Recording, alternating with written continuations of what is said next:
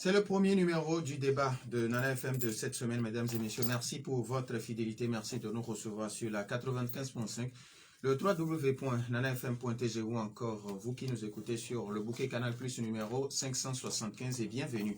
Les attaques terroristes dans les localités de Kwenjal et Kwenjal Ouest continuent de susciter des réactions au sein de la population. La dernière en date est celle des partis politiques ADI, CPP, MCD, PSR, Santé du Peuple et UDS Togo. Pour ces partis, la réponse à ces attaques ne peut pas être que militaire. Alors pour mieux comprendre leurs propositions, nous recevons sur notre plateau Adrien à côté. Il est le président de la CPP. Monsieur le Président, bonjour. Norbert, bonjour. Bonjour à toutes les auditrices et à tous les auditeurs de Nana FM. Alors, ces auditeurs auront donc la possibilité d'intervenir dans ce débat, soit sur la page Facebook de Nana FM ou via téléphone à partir de 7h35 minutes sur nos deux numéros, 91 09 71 71 ou le 96 61 58 58, avec Stan Teko derrière la baie vitrée. Je m'appelle Norbert Djouadi.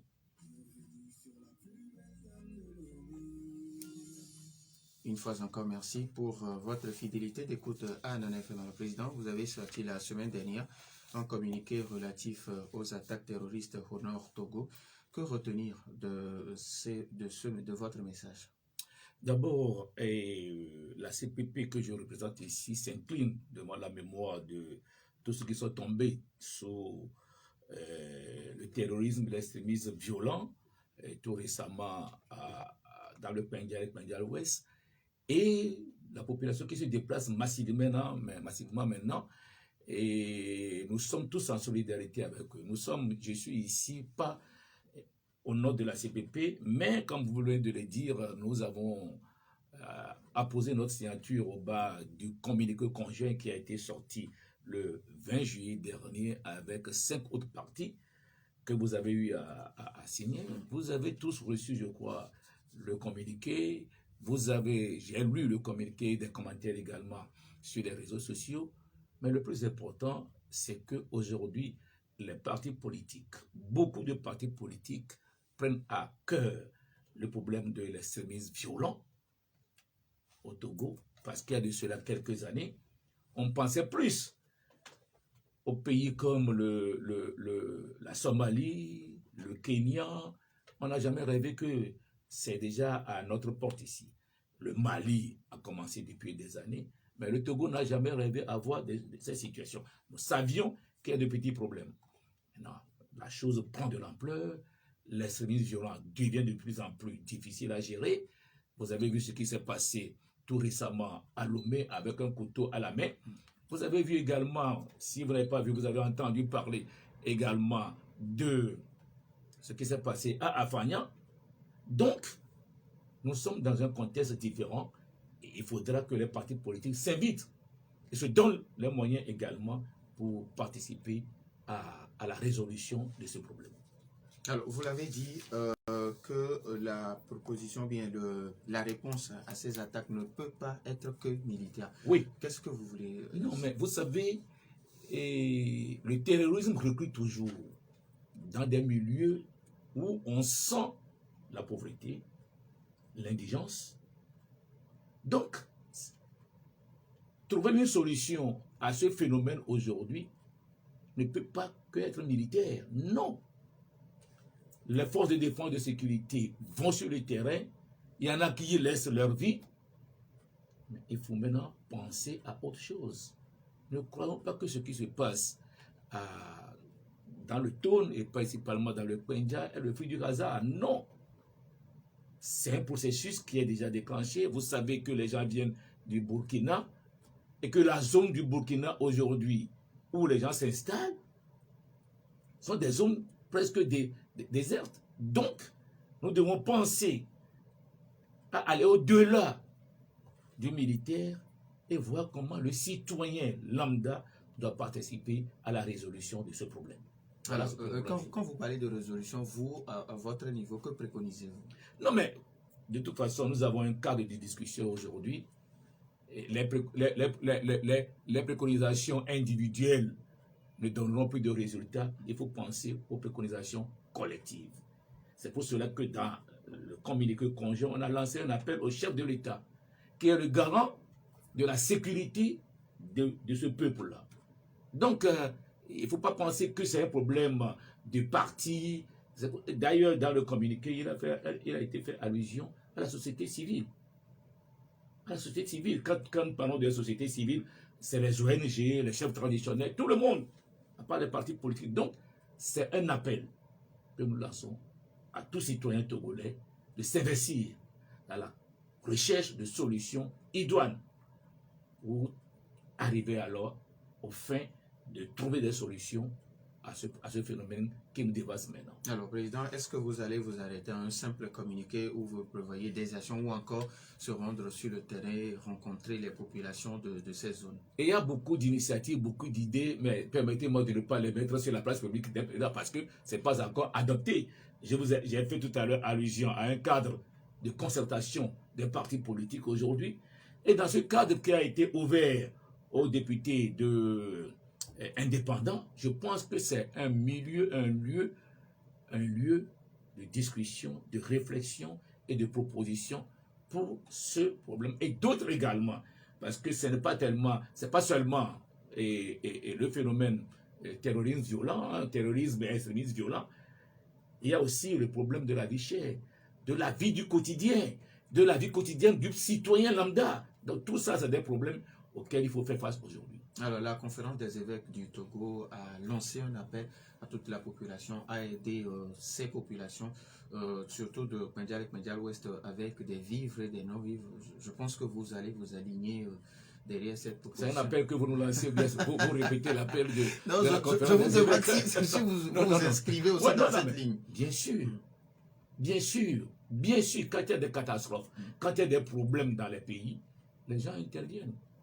Il y a des réfugiés internes aujourd'hui, des gens qui ont quitté leur terre, là où ils cultivent, là où ils font des commerces, et qui se retrouvent démunis de tout. C'est un appel que les évêques, qui font partie de la société togolaise, à travers leur amour et leur compassion, ont lancé à tous les citoyens. Tout le monde doit y contribuer. Nous savons ce que, quand les Ivoiriens ont eu des problèmes, comment ils se sont retrouvés au Togo, comment les Togolais les ont accueillis. Donc, je crois que toute initiative est bonne aujourd'hui, d'abord pour apporter un soutien moral et un soutien à tous ces réfugiés internes et voir comment, ensemble, les reloger dans leur localité. Parce qu'il est difficile à quelqu'un, à un Togolais aujourd'hui, de quitter son milieu, non pas parce qu'il y a une guerre, mais parce qu'il y a des gens qui ont décidé de les chasser de leur territoire. Alors, vous l'avez si bien dit, la réponse ne peut pas être que militaire, il faut aussi arriver à lutter contre la pauvreté.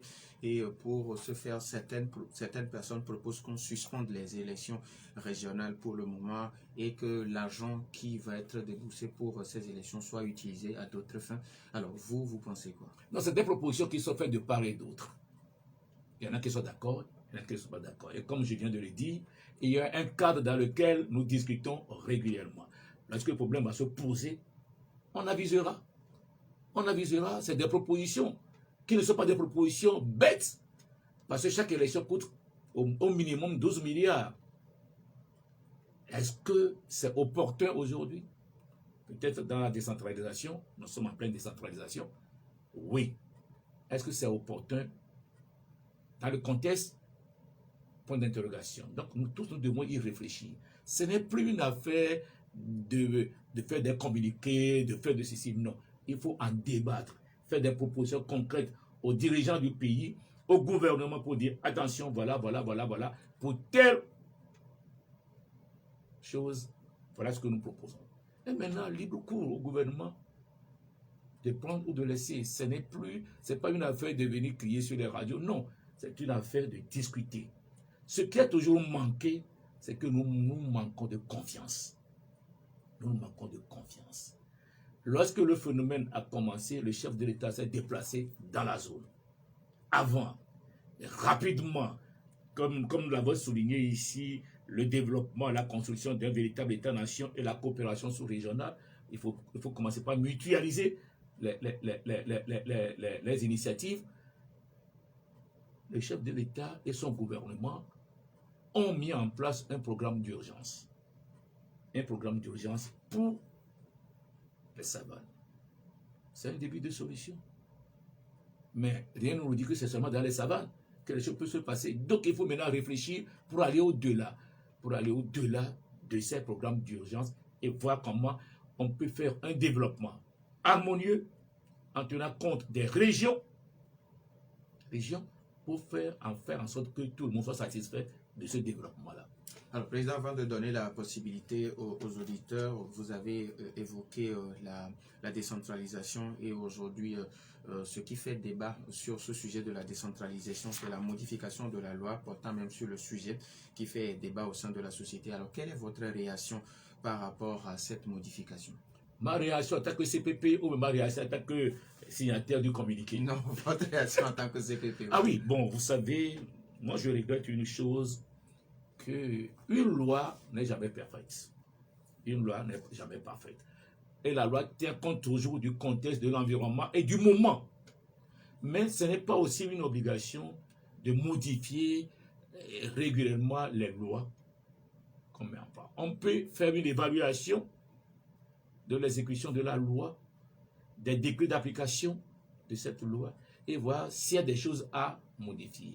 Mais ce que nous constatons, je le regrette, c'est que petites choses, on modifie, on révise, on modifie. Finalement le contenu de la loi ne servira plus à rien. Donc réfléchissons ensemble pour voir, est-ce que la décentralisation, parce qu'après 30 ans de délégation spéciale, ne croyez pas que tout sera rose immédiatement. Il y aura toujours des balbutiements. C'est normal. Il y aura toujours des balbutiements. Parce que nous quittons un système, un terrain qui a régné pendant au moins 30 ans. Les gens ont pris certaines habitudes. Maintenant, nous rentrons dans une décentralisation. Il faut réapprendre. Il faut s'auto-éduquer maintenant pour la décentralisation et avoir aussi les limites de chaque commune. Ah non, parce que vous ne pouvez pas aller. Dans mon patois minant,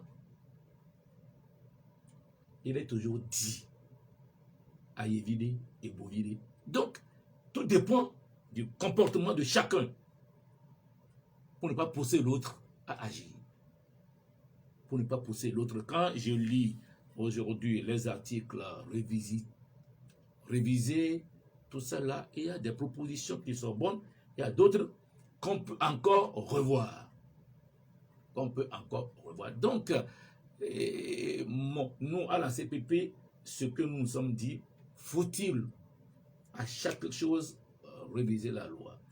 Il faut avoir un décret d'application dans lequel tout est bien détaillé et chacun se comprend, parce que la loi est toujours de portée générale.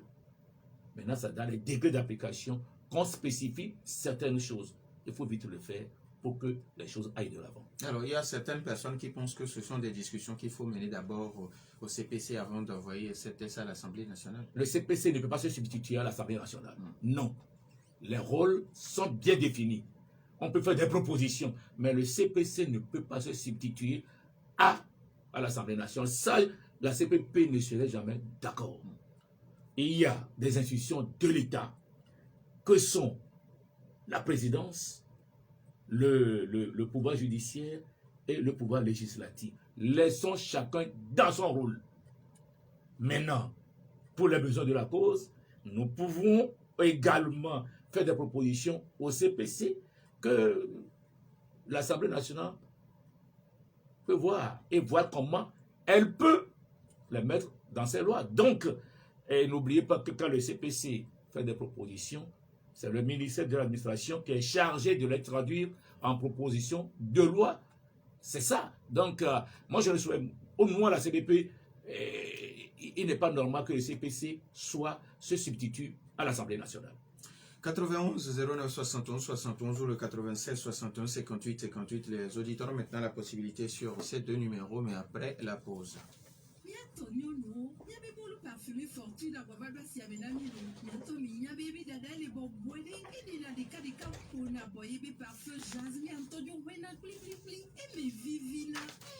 Et pour la zébon, Dana Molohé, Dana Rigra, Lori Cantoni, nous avons le parfumé fortune, Nemikou, Yabi, pour Merki, Kimia, dans la messe, mais Siagbe, Moulou parfumé fortune. fortune et les kilos à ma tombe ça comme mais allô kilo blave voix tomber ça comme mais mi dit be appelé mon le parfumé fortune sous bon allô des cantos sans phare mais des blagues comme bien au canon les 90 29 36 64 allô 99 58 27 25 10 mon loup parfumé fortune au vivina on est la BC et au panassou.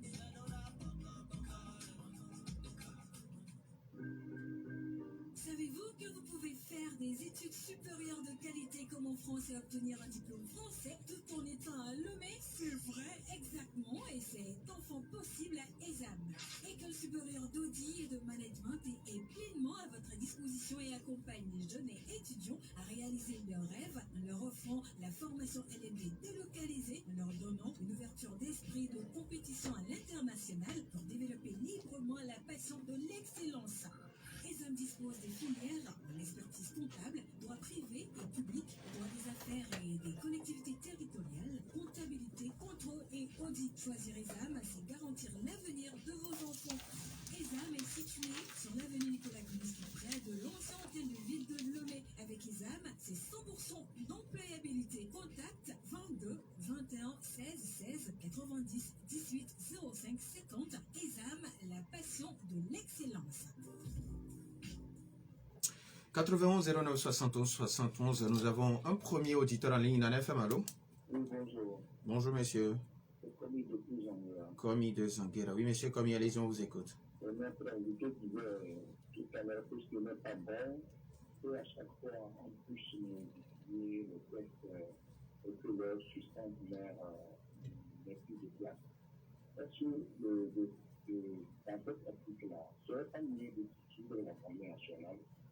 Parce que jusqu'à présent, ce qui se fait, en tout cas, à mon niveau, il ne correspond pas à c'est-à-dire à nos souhaits. Parce que ce n'est pas bon de discuter dans l'Assemblée nationale. Deuxième préoccupation, lorsqu'on prend la question du terrorisme, le cas Mali peut s'expliquer, le cas Burkina, le cas Libye peut s'expliquer. Au Togo, là, qu'est-ce que veut ce terroriste?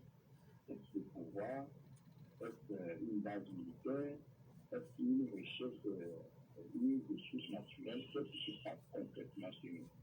Troisième préoccupation, vous parlez du cadre permanent de discussion. Et dans ça, il y a certains qui ne sont pas dans ce cadre-là. Est-ce que nous allons continuer à parler du terrorisme dans cette discussion-là? Merci à vous aussi, monsieur Commis de Zanguera. 91 09 71 71 ou le 96 61 58 58. Nana FM, allô? Oui. Allô? Oui, bonjour.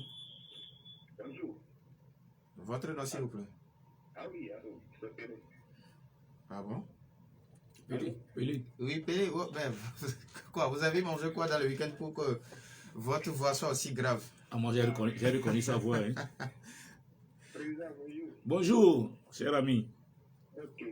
Bon, je pense que affaire de djihadistes là est devenue une opportunité pour nos politiciens d'agir. C'est de bonne guerre. Tout ce qui se passe aujourd'hui, je pense que le Togo, c'est le Togo qui est attaqué. C'est pas le Grand Nord qui est attaqué. On le sait. Maintenant, le Togo, bien le président Famasilo, a besoin de tout le monde pour venir combattre ce djihadisme-là. Je pense qu'on va à une cohésion nationale. Est-ce que la cohésion nationale, ça va épargner ceux qui sont à l'extérieur de ce pays, avoir des gens qui ont fui le pays comme les Tipi à Tchadam, les Agriomé et autres, les Bokon, tout ça là, est-ce que ça va les épargner? Deuxième préoccupation, je pense que tout ce que vous venez de créer encore un groupe pour dénoncer le djihadisme. Je pense que tout le monde sait qu'il y a un agenda caché qui est en 2023, les élections législatives. C'est le bon vrai. Vous avez dit, mais encore une coalition en laissant le CPC, bien, comment dirais-je, les SNAP là, tout ça là. Vous ne voyez pas que vous embrouillez un peu le peuple togolais? Merci. Merci à vous aussi, Pélé. Nana FM, allô? Oui, allô. Tata Ragal, bonjour. Bonjour, monsieur Nobel. Raguel. Bonjour, Oui, Monsieur Raguel, le oui. Président. Bonjour, Madame Raguel. Bon, ce que moi je voulais dire, pourquoi voulez-vous toujours que ce soit les dialyses qui sont venus dans le nord de la savane? Pourquoi vous ne trouvez pas une solution pour les empêcher? Pourquoi voulez-vous toujours que ce soit les dialyses? C'est pour venir prendre le pouvoir ou bien c'est pour venir envahir le Togo? Je vous remercie. Merci à vous aussi, Madame Raguel. 91 09 71 71. Nana FM, allô? Allô, bonjour. Monsieur Gado, comment allez-vous? Ça va très bien. Bonjour, président. Bonjour, Monsieur Garo. Moi, ce que je voulais dire, j'ai remarqué qu'il y a un parti politique qui veut, je ne sais pas quoi, s'accaparer de ce problème de djihadisme. Donc, il faut qu'on soit unis et ne pas récupérer. C'est tout le conseil que moi je vais donner à tous les partis politiques. Merci, bonne journée. Bonne journée à vous aussi. 91 09 71. Nana FM, allô? Oui, alors bonjour. Massa Dadido Gomi, comment allez-vous? Ça va bien, merci. Massa, oui. Bonjour à votre invité. Merci. Bonjour. Je voudrais dire que nous sommes en guerre. La guerre, c'est contre le terrorisme. Et quand on parle de guerre, on doit avoir des stratégies. Et le problème au Togo ici, c'est que nous confondons beaucoup de choses. Les gens pensent que les gens qui sont attaqués sont des gens qui appartiennent au RPT uni. C'est pourquoi on se cantonne sur le parti. Je voudrais dire par là que tous ceux qui sont dans la zone et qui sont attaqués, quand les jihadistes viennent, ils ne demandent pas à quel parti politique vous appartenez. Et la confusion dont je parlais, c'est que pendant les campagnes électorales, on voit les gens, des hommes en tenue, faire des meetings et côté des civils pour le parti RPT uni. C'est vraiment dommage. Donc je voudrais dire par là que il faudrait qu'on laisse tomber les questions de partis politiques. Oui. Les autres partis politiques n'ont pas besoin d'aller nécessairement, parce que vous avez posé la question Oui. à votre invité, s'ils vont aller sur le terrain. Non, ils n'ont pas besoin. C'est pourquoi j'ai dit au début qu'il faut des stratégies. Et les stratégies, elles ne sont pas toujours militaires. Des stratégies civiles sont des fois plus efficaces. Il faut associer les populations à 90%, et même s'il le faut, créer des groupes d'autodéfense. Parce que des gens à main nue ne peuvent pas affronter des gens qui viennent avec des armes à feu. Merci, bonne journée. Bonne journée à vous aussi. Nana FM 91 09 71 71. Nana FM, allô? Allô, mon directeur. Papa Sibiti, comment allez-vous? Papa Sibiti. Bonjour, allô, bonjour, président. Bonjour, Papa Sibiti. Cette histoire, cette affaire de Togo, nous sommes confrontés à deux difficultés. Voilà la vigère, la faim, et puis ensuite les djihadistes. Pour les djihadistes, là, c'est l'affaire de ceux qui ont le pouvoir, ont le pouvoir comme gouvernement, les militaires. C'est eux qui peuvent répondre. Puis les mains nues, les mains nues, qu'est-ce que tu peux faire? Et trouver de bons enquêteurs. Et c'est ça qui est le pire. Et garder l'affaire du djihadiste là. Nous remercions le président qui se lève que les militaires aident ceux qui leur donnent la force. C'est tout ce que je peux dire. Merci. Merci, Bonne Papa journée à Sibiti. vous, Papa Sibiti. 91 09 71. Nana FM, allô? Allô? Armand, bonjour. Bonjour Norbert. Comment allez-vous? Je me sens très bien. Oui, on vous écoute. Bonjour à notre invité. Bonjour, cher ami Armand. Ça va. Oui, il faut dire que l'heure est grave au Togo actuellement. Et avec ces agressions répétées, tout le peuple doit être uni derrière les forces de défense et de sécurité, ainsi que l'autorité suprême, le président de la République. Et vraiment, je salue l'initiative de certains partis politiques qui soutiennent vaille que vaille les forces de défense et les autorités en place. Mais il va falloir que d'autres sachent que ce n'est pas le moment de faire des récupérations politiques. Ce n'est vraiment pas le moment. Il faut être mobilisé pour la défense de la patrie. Après le reste, on va revenir à nos moutons. Merci. Merci à vous, Armand. On prend le tout dernier auditeur. 91 09 71 71 ou le 96 71 58 58. Est-ce que l'auditeur est là? Nana FM, allô? Allô? Oui, bonjour. Bonjour, monsieur Madame. C'est monsieur Kokou. Monsieur. Je salue notre invité. Je vous réponds, monsieur Kokou. Moi, ce que me préoccupe ce matin, c'est la dernière augmentation de la production qui a été faite. Il a dit à la tête de ce côté de, comment vous appelez, vous discutez de la vie chère. Quand vous êtes au CPC, le gouvernement nous a dit dans ce pays que les produits sectoriels, la commande se fait 3 mois. Maintenant, si je prends le 4 derniers mois, on a passé à 3 augmentations. Mais je voudrais savoir sur quelle commande on fait l'augmentation. Si on fait la commande de 3 mois, et en 4 mois, on passe à 3 augmentations. Est-ce que quelque part, l'État ne nous touche pas? Est-ce que vous analysez ces choses? Merci beaucoup. Merci à vous aussi, monsieur Kokou. Alors, je pense qu'on va donner maintenant la possibilité à notre invité de répondre aux questions des auditeurs. Alors, Président, vous avez Merci Norbert, mais j'ai constaté que beaucoup ont plutôt apporté, proposé, participer à l'émission. Il n'y a pas beaucoup de questions en tant que tel. Cela veut dire que le problème de l'extrémisme violent interpelle aujourd'hui tout citoyen, qu'il soit uni, qu'il soit de l'opposition, qu'il soit neutre, ça interpelle aujourd'hui tout citoyen togolais. Comme le premier auditeur parlait de dissoudre l'Assemblée. Non, on ne peut pas dissoudre l'Assemblée. On dissout l'Assemblée, on doit refaire d'autres élections. Je comprends très bien ce qu'il veut dire, mais dans une assemblée, il y a toujours une majorité-minorité. Même si la majorité est relative, il y a toujours une majorité et une minorité. Que veulent les terroristes?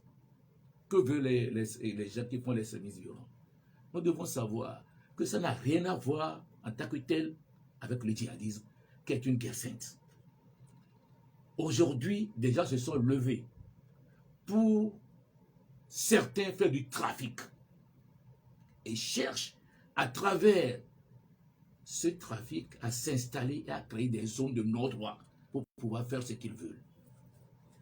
Si vous voyez très bien ce qui se passe au Burkina, ils ont commencé par sauter des ponts pour éviter que les gens viennent vers eux.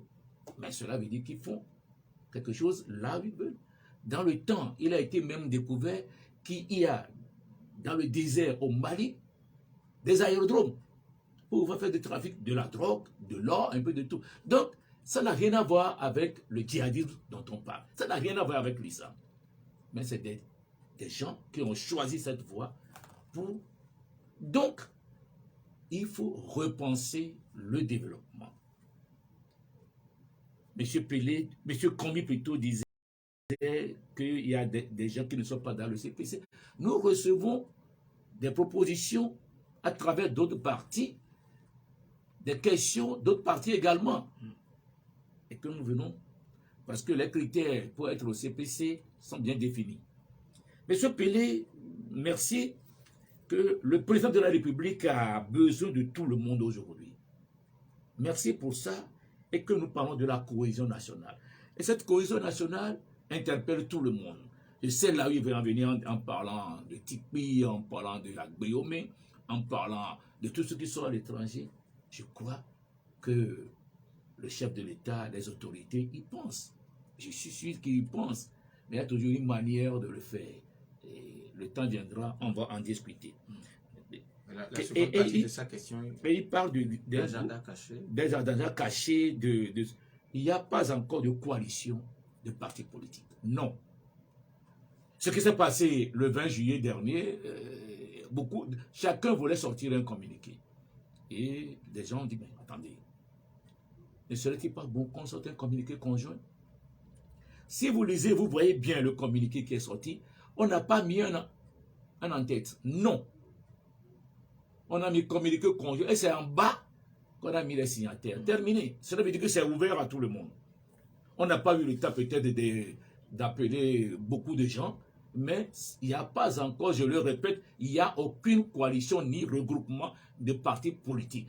Nous savons que l'année prochaine, il y aura des élections, mais pour le moment, avec ce qui se passe, on n'en discute pas tellement.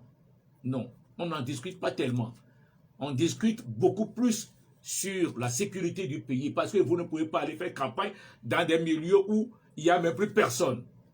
Vous serez également la proie de ces terroristes-là. Donc, c'est à ça d'abord que nous pensons. Donc, M. Pelé, ne croyez pas qu'il y a un regroupement qui se fait, une coalition qui n'est non. Pour le moment, non. Ça peut venir, je ne dis pas non, ça peut venir. Mais pour le moment, non. On n'y avait pas pensé la fois passée. Madame Raguel, que veulent aujourd'hui les terroristes? Comme je viens de le dire, c'est des gens qui veulent avoir des territoires de non-droit. Pourquoi ils font tout pour chercher les gens du village? Des cadres de qualité. C'est pour qu'ils veulent s'installer. Ils veulent s'installer pour pouvoir faire couler leur trafic. Donc, et comme nous le disons, nos frontières sont poreuses. J'étais dans un village, dans la ville, il y a de cela 2 semaines, pour l'enterrement d'un vice-président de la Fédération de la ville de la CPP. Qu'est-ce que nous avons découvert? Moi, je n'ai jamais connu ce village-là. C'est un beau village, mais qui est à 4 km du village, qui est à 4 km de la frontière Ghana. Mais j'ai posé la question à un ami, il dit, mais si la frontière est à 4 km, qu'est-ce que vous faites? Il dit, non, nous allons à pied, nous revenons. Il dit, il n'y a pas de douanier, il dit, il n'y a personne. Donc, c'est des frontières poreuses qui peuvent servir aussi d'ouverture à ces djihadistes. Dans une commune, quelque part, il paraît que, bon, les gens viennent mettre viennent faire de certaines activités que les gens ne connaissent pas. Ils ont commencé par dire, ah non, ces gens-là, on ne les connaît pas. Depuis quand? Donc, tout le monde doit être vigilant aujourd'hui pour dire, ah, attention, si quelqu'un vient dans le village, il vient se loger quelque part, il fait des activités, vous ne le connaissez pas, il ne s'est même pas présenté peut-être au chef pour se faire. D'habitude, quand nous allons dans nos villages, nous nous présentons au chef pour qu'on nous connaisse. Si on le fait, il faut commencer par tourner autour de lui pour savoir qui il est. Parce que les extrémistes violents s'installent partout et font les yeux doux à tout le monde. Gado, que l'on soit unis pour... que l'on soit unis, que ce n'est pas une affaire d'un parti politique. Ça rejoint beaucoup de gens qui disent qu'il ne faut pas aujourd'hui faire une récupération. Le moment n'est pas de faire une récupération politique. Vous faites une récupération politique, pourquoi faire? Il y a aujourd'hui un phénomène qui déstabilise notre pays. Et ce phénomène est circonscrit quelque part en attendant. Mais ce phénomène, comme je l'ai dit, s'étend. Il y a eu l'attaque au couteau tout récemment à Flot-Jardin. Et il y a eu tentative d'arrosage au grand marché de Lomé. Si ce dernier savait bien manipuler cette arme-là, il a arrosé beaucoup de gens, il y aurait beaucoup de monde. Donc, ce phénomène n'est plus un phénomène à minimiser. Personne ne peut en faire une récupération. Je voudrais remercier tous ceux qui font appel à cette union, à cette unité d'action pour arriver à sortir le pays de ces problèmes-là, d'associer les populations. Mais je dis tout simplement que beaucoup de gens font des amalgames maintenant sur le parti uni. Il n'y a plus de RPT. C'est uni aujourd'hui. Cet amalgame, même si c'est les mêmes personnes, D'autres partis aussi ont fait la même chose, hein, mais ce n'est plus le même nom, c'est plus la même appellation. Donc, il n'y a pas eu RPT uni, il y a uni aujourd'hui. Alors, il y a Moi, je ne voudrais pas tellement les défendre. Oui, Massa dit quoi? Massa Dido Gomé qui demande qui dit que vous n'avez pas besoin d'aller sur le terrain parce que... Oui, c'est sa proposition. Nous allons l'étudier. Je dis que toutes les initiatives sont ouvertes aujourd'hui. Toutes les initiatives sont ouvertes aujourd'hui. Mais qu'est-ce qu'il faut faire? Apporter son soutien moral à la population. Il parle aussi d'associer la population Oui, et oui. de créer des groupes d'autodéfense. L'autodéfense, c'est un couteau à double tranchant des fois. C'est un couteau à double tranchant. Mais c'est des initiatives, des propositions qui sont faites qu'on peut étudier pour voir comment ça peut se faire et que ça ne se retourne pas contre le peuple même des fois, parce que des fois, créer des groupes d'autodéfense, c'est les mêmes groupes qui font de la pagaille. Donc, mais c'est des initiatives. C'est des initiatives et dont il faut tenir compte dans les discussions. Papa Sibiti, merci beaucoup Papa Sibiti pour tes interventions. Et Armand, l'heure est grave. Effectivement, l'heure est grave. Il parle également d'unité de force, d'unité derrière... Mais l'heure est grave. Moi, je suis très heureux lorsque je lis beaucoup de communiqués aujourd'hui qu'on salue les efforts des forces de défense des sécurités. Il y a de cela quelques années, ça ne nous intéresserait même pas. Mais aujourd'hui, on sait qu'eux aussi tombent. Ceux qui croient que ce n'est pas l'affaire du peuple togolais, que c'est l'affaire des forces de défense de sécurité, se trompent. Ce qui s'est passé dans le Pendjal ouest peut se passer n'importe où et sur n'importe quel individu. Donc, ressaisissons-nous et retrouvons l'unité et la cohésion dont certains ont parlé pour faire en sorte que nous puissions lutter main dans la main contre ce phénomène. Ce ne veut pas dire que nous serons là comme des moutons du Panurge. Non, nous posons des problèmes. Si nous ne sommes pas d'accord, nous ne sommes pas d'accord. Nous sommes sur un terrain politique et sécuritaire à la fois. Mais actuellement, nous ne faisons pas de récupération politique. Concours, discuter de la vie chère, je suis entièrement d'accord. Ça intéresse tout le monde. Et je ne peux pas répondre. Et pourquoi? Parce que vous savez, le Togo est un importateur de pétrole pétrolier. Si vous voyez maintenant la fluctuation du dollar, qui était à 750, qui est à 665 ou 670 aujourd'hui, mais qui va au-delà même de l'euro aujourd'hui. Donc vous devez comprendre que ce qui se passe dans les pays, la guerre en Ukraine, aujourd'hui on comprend que l'Ukraine a été un pays qui utilisait beaucoup de ces histoires vers beaucoup de pays. C'est maintenant qu'on le comprend. Personne n'entendait parler de l'Ukraine. Avec la guerre, maintenant, on sait que l'Ukraine joue un grand rôle dans l'exportation des produits. Donc, la guerre en Ukraine et la déstabilisation dans beaucoup de pays pétroliers fait que ces produits augmentent. Et puis, la spéculation et l'inflation monétaire, tous ces phénomènes font que tout ce que nous importons va coûter cher. Maintenant, nous devons réfléchir. Nous devons réfléchir sur ce que nous devons faire. Tous les pays africains doivent mutualiser les efforts pour dire, par exemple, le Nigeria est un producteur de pétrole, l'Angola est un producteur de pétrole, le Ghana à côté est un producteur de pétrole. Comment nous pouvons mutualiser toutes ces ressources pour voir comment nous allons nous entraider. Voilà ce que moi je peux dire. Sinon, personnellement, je dis que le Togo subventionne les produits pétroliers, c'est vrai, mais à un moment donné, le Togo a aujourd'hui aussi d'autres choses dont il faut faire face. Il faudra trouver des moyens pour y faire face, c'est ça. Nous avons un dernier auditeur en ligne. Nana FM, allô? Allô? Oui, Michel. Oui, bonjour, monsieur Nobel. Bonjour. Bonjour à notre invité. Merci beaucoup, bonjour Michel. Je vais commencer d'abord par le cas de la vie chère. Oui, Michel, vous avez juste une minute, s'il vous plaît. Donc, franchement, il faut qu'on cesse de s'attaquer à des causes extérieures parce que nous avons faim. Il faut vraiment qu'on cherche des solutions sur les locales parce que ça existe. Maintenant, pour finir, au niveau de la crise au nord, je crois qu'il ne faut pas instrumentaliser les choses. Les choses sont claires. Là-bas, c'est des réponses militaires. Comme l'a dit déjà Max, il faut organiser les groupes de défense locale, les former et former tous ceux qui peuvent vivre dans la localité. Parce que si les gens quittent la localité et qu'on n'occupe pas ce terrain-là, ou bien militairement, vous allez voir que c'est une faiblesse et les terroristes vont constater et pourront avancer. Et donc, laissons ces histoires de partis politiques. C'est une réponse militaire et civile.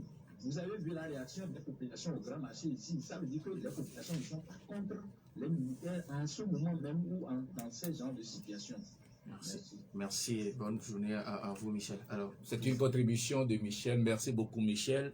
Et beaucoup de gens nous le disent, hein, c'est plus une affaire de parti politique. C'est pourquoi beaucoup de gens ont déjà réitéré ça ici en disant il ne faut pas en faire une récupération politique.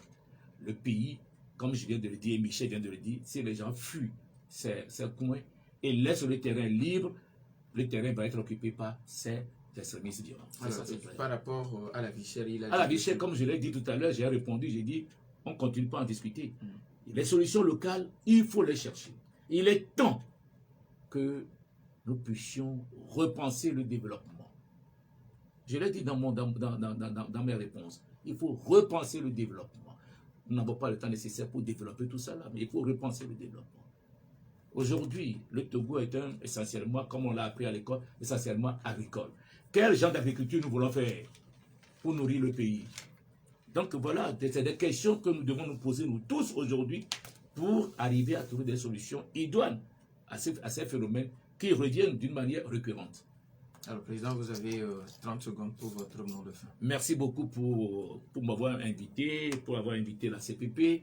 Merci également à tous les partis qui se lèvent, toutes les organisations de la société civile qui réitèrent leur adhésion à ces propositions pour que nous puissions alors conjuguer nos efforts et faire face à ce phénomène qui est devant nous aujourd'hui. Merci à vous, M. Adrien Akwete, président de la CPP. Merci également à Stan Teko pour la mise en ordre. Merci aux auditeurs qui nous ont suivis sur la 95.5, le www.nanafm.tg ou sur le bouquet Canal Plus numéro 575. Je suis Norbert Djouradi. Nos programmes se poursuivent. Et oui, et nous, Yaharodama.